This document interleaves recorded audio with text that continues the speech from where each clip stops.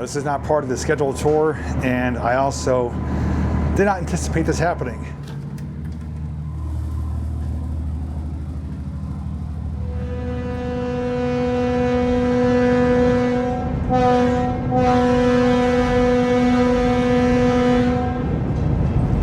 Good morning from the rails of Pennsylvania. I do say rails because we're obviously traveling by train, but not any ordinary train, a 1950s RDC. Have you ever wanted to go back in time and travel during that era? Well, we can't physically do that, but this is the next best thing. So I encourage you to sit back, relax, and come along with me as we have a unique journey aboard a 1950s rail diesel car.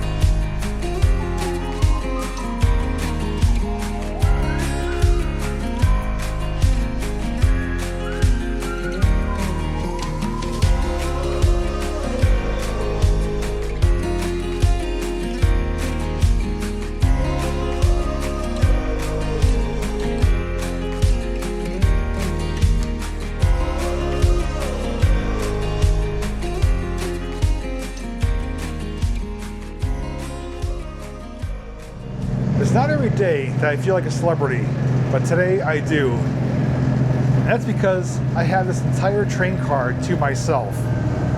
You may be wondering, how the heck did you pull that off? Well, truth be told, just pure chance of luck. I don't have those kind of connections. So long story short, I bought a ticket to ride this about 3 weeks ago, but the day I was gonna ride it, it was one of the coldest days of the year. It was around 4 degrees for the high, wind chills about 20, 25 below. And I was like, there's no way I'm gonna enjoy that day walking around Jim Thorpe in those kind of temperatures. And at that time, that was RDC 9166. So I figured I'll go a different time, because the good thing with Reading and Northern tickets is that they don't expire, just like Knobel's tickets. So once you have your ticket purchased, you can use it for any trip.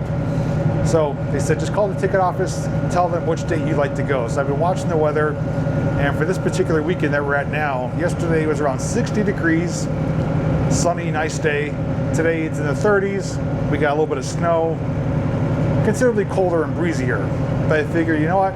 There's a good chance there's not gonna be as many people riding or walking around Jim Thorpe on a colder day. And pure chance of luck, no one booked or scheduled to ride today except me.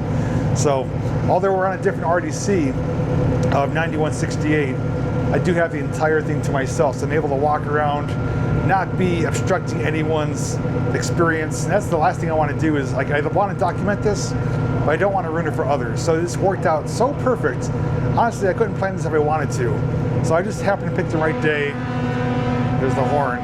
And that I am pretty much the only one on here except the engineer and the conductor. So we have the whole entire thing to ourselves, and we're able to walk around, look out the different windows, and just kind of take it in for what it is for a 1950s mode of transportation. So I can't ask for a more awesome, one-of-a-kind, unique experience. And although I have ridden on RDCs before, this is my very first time riding on it completely by myself. So, I mean, I'm rocking end to end right now, and the engineer and conductor up here in the cab, so, you know, there's no one here but me. But they do have snacks available, drinks. This is climate controlled, so it is heated right now since it is colder out. They also do have air conditioning and really comfortable seats, and just really iconic mode of transportation, knowing this is a fully self-propelled car that can run either direction, powered by diesel motors, capable of some pretty fast speeds, but yet really efficient, really cool looking, streamlined, almost like a subway car, and just an experience you can't get most other places.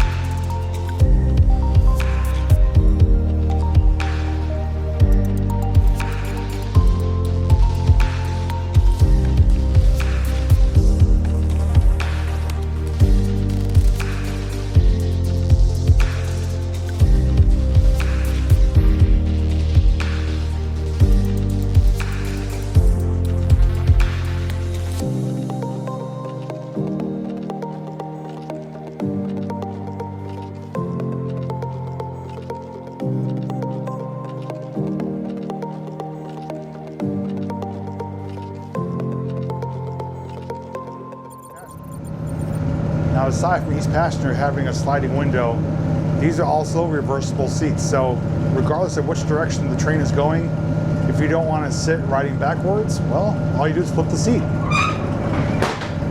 Simple as that.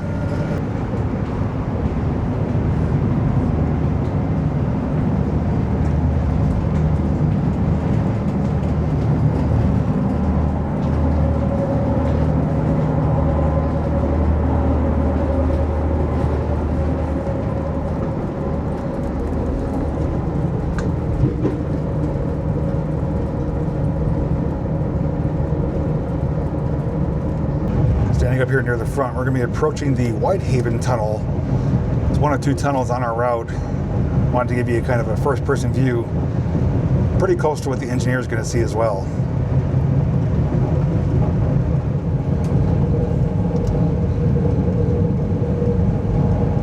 And here we are, going to enter into the darkness.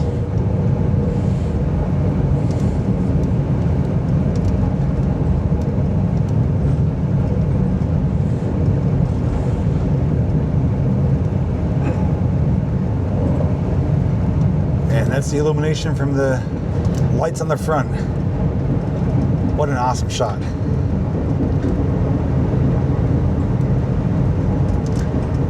And of course there is light at the end of the tunnel. Look at the ice formations too.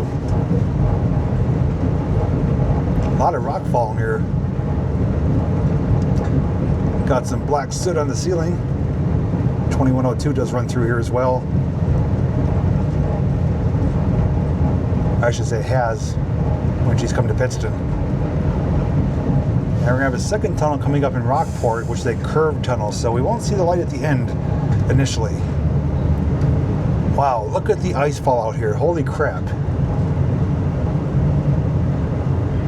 I think it's actually covering the rails. Holy cow. Massive ice fall right here on the rails. Oh boy. I don't know what they're going to do. Yeah, so Tim, the conductor, is up here assessing the situation. It's pretty bad. There's some really large chunks of ice that have fallen onto the rails. I mean, those are no joke. That could easily derail this, how big they are. Okay. Oh, this was something I was not anticipating. Wow. Come to a stop right outside the tunnel because of ice.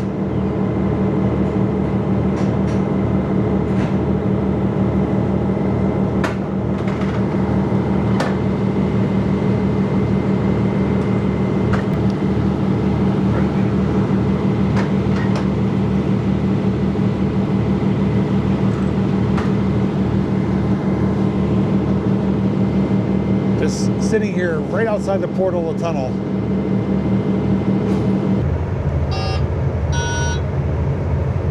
Yeah, with him standing out there, you could see the size of the ice. It's huge. Easily several hundred pounds, if not more.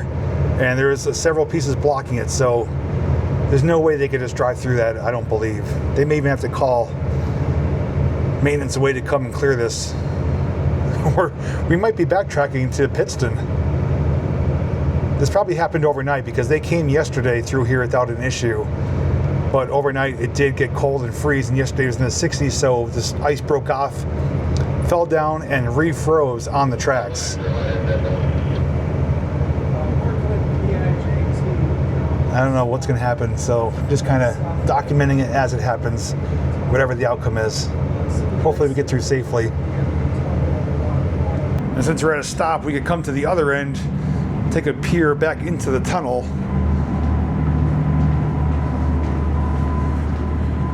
Bright ahead of us, dark behind us. So that's looking right there into the Whitehaven Tunnel. Now, this is not part of the scheduled tour, and I also did not anticipate this happening. Again, some really random, one-of-a-kind things are happening. Having the entire train car to ourselves and coming to a stop outside the tunnel due to an ice fall. Not the greatest set of circumstances, but this is part of railroad life. So we're just here to witness it, document it, and hopefully everything happens according to plan without any trouble or issues. Oh yeah, you could see humongous ice.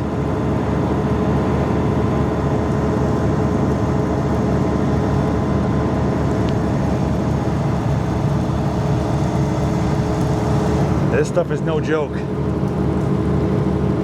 Thankfully it didn't fall when we were coming through. You easily damage this. But they can't drive through it, at least not this thick of ice. I mean, that is at least 3 to 4 feet thick, some of those chunks. Now, since we're at a standstill here, not knowing what's going to happen, let me tell you more about our mode of transportation today, RDC number 9168. So RDC does stand for Rail Diesel Car, and it's a self-propelled passenger rail car. Unlike traditional passenger cars that have to be pushed or pulled by a locomotive, this is self-powered. It has engines on board, so it doesn't need to be hooked up to any other equipment. It can operate on its own individually or lashed up together with 2 or 3, even 4 units. The unique and great thing about these is that there's operator controls at both ends. So unlike a lot of other trains that have to be turned around on a turntable or on a Y, this one can operate either direction without being turned around because the controls are identical on both ends. So even when there's multiple RDCs lashed up together, they don't have to turn it around because the engineer just goes from the front of this one to the back of the other one and has full control in the opposite direction. Now, there were 398 of these built, and they're powered by twin Detroit Diesel Series 110s, capable of a max speed of 85 miles per hour. So there's twin diesel engines each engine powers the wheel truck. So one engine for the wheel truck up there, the other engine for the wheel truck back there. So essentially it's all-wheel drive. This one was built in 1950 by the Budd Company of Philadelphia, and the original owner it was built for was New York Central Railroad. Later, it was operated by Penn Central Railroad, then MDOT, or Maryland Department of Transportation, and finally acquired by Reading and Northern Railroad. Now originally this had a baggage and mail area, which was removed and converted to all seating. So it's not 100% original as to how it used to be, but it's pretty darn close. There are some modern touches. I'm sure there's probably LED lighting. They have updated thermostat because it is climate controlled. And the heating from this, which is nice and toasty in here, comes from the cooling system of the engines. So they kind of pipe that hot water system and produce comfortable temperatures in here, but it also is climate controlled for air conditioning in the summer as well.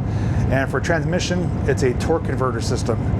And track speed for this passenger out is 40 miles per hour, but that's not even half of what this is capable of doing. So certain areas back in the day, this was a pretty speedy mode of transportation.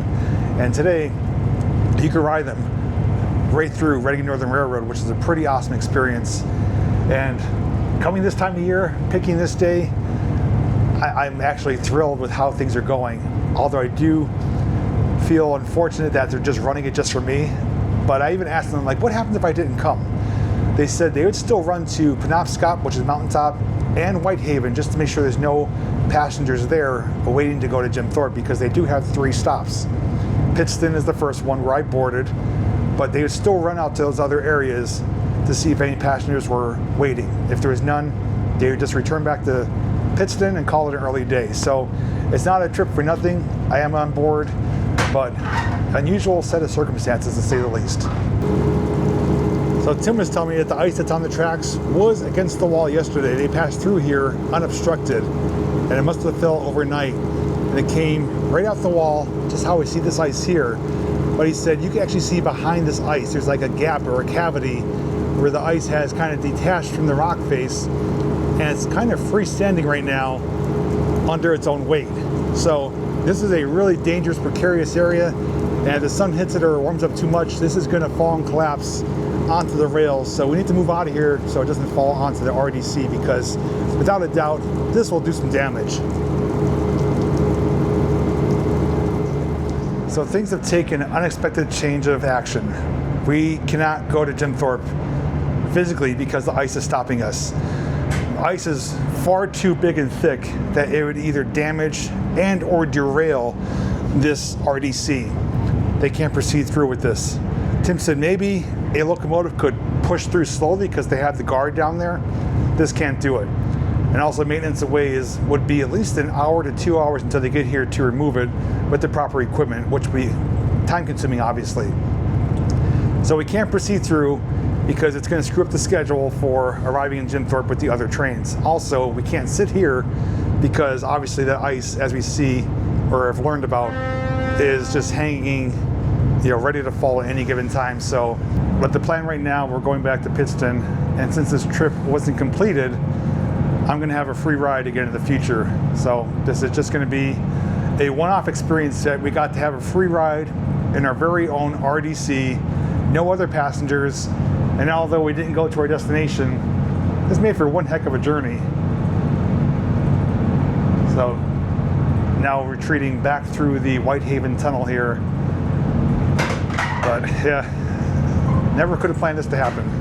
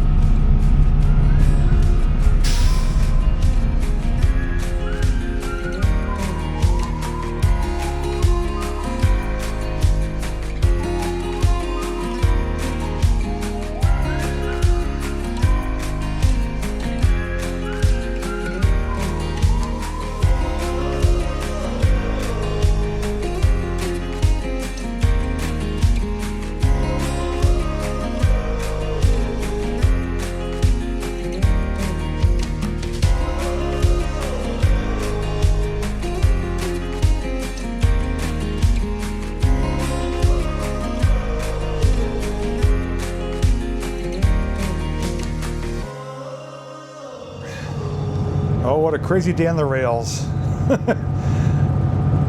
From what Tim told me, he doesn't know this ever happened before, so really strange turn of events. And I'm trying to look at both sides of things. I said to Tim off camera, I said, you know, initially I felt bad you guys are doing all this for me, although he explained that they would still be going here regardless if I wasn't on the train, just to see if there were passengers.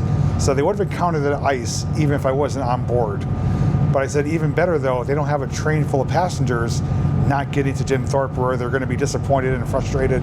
So it kind of worked out the best possible way it could. And on top of that, I'm essentially getting a free ride. I get to use today's ticket for a future ride. And the RDC is running through the month of March.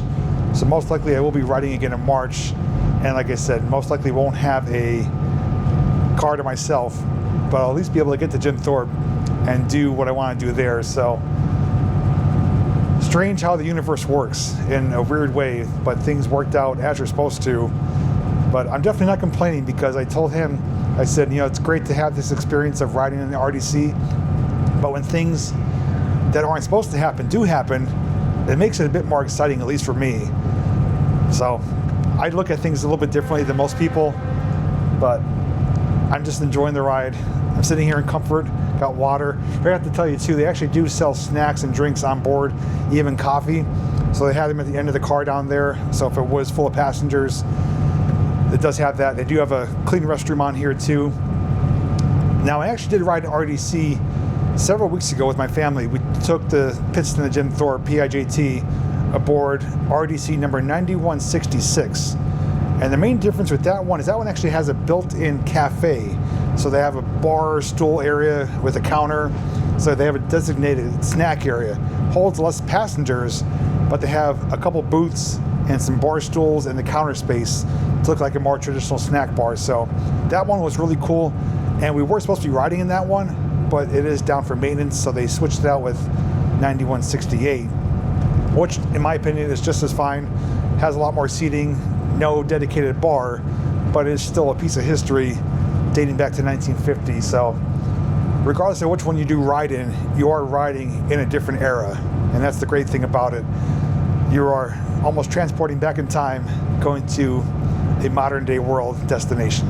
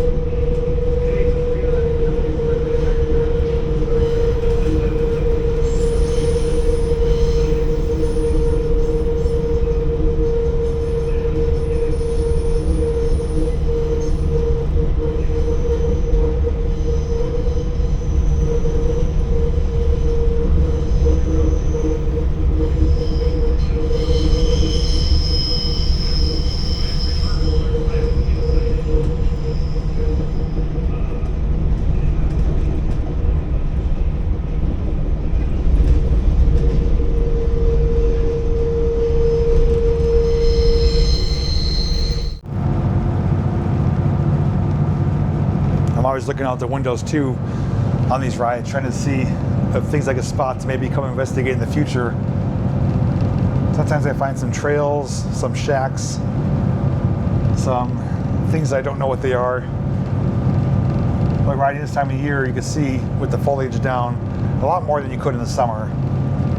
And I have found, I will say, one or two things, not only today, but on my previous run when I was here with my family. So I may be coming to some of these areas in the near future to document some of these findings.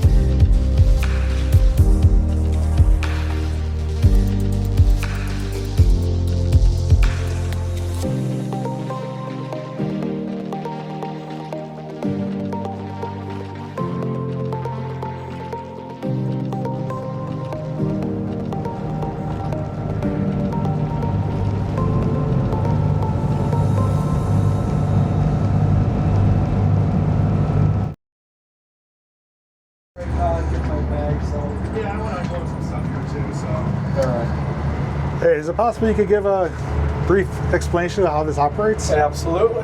Absolutely. So, I'm Russell. Russell, engineer for today? Engineer for today, yes. So what do we have here for controls? So basic controls, we have a forward and reverse. Reverse and forward, direction of travel. We have then 4 throttle positions. So when you put it in the starting position, you can hear the transmission drop in. Mm-hmm. There's no independent. There's just an automatic brake valve that we use. Okay. And cuts in and out here. We have our gauges, speedometer, regular horn, and bell.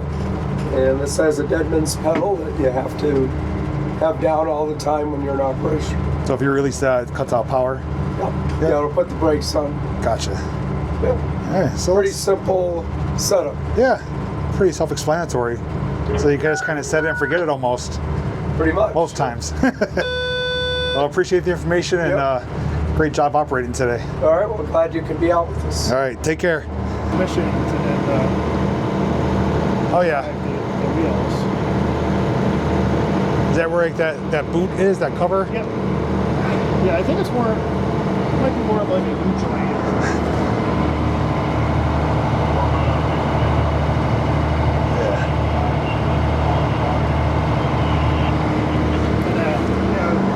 Got the drive shaft coming off the engine. Oh, so there is a drive shaft. Yep.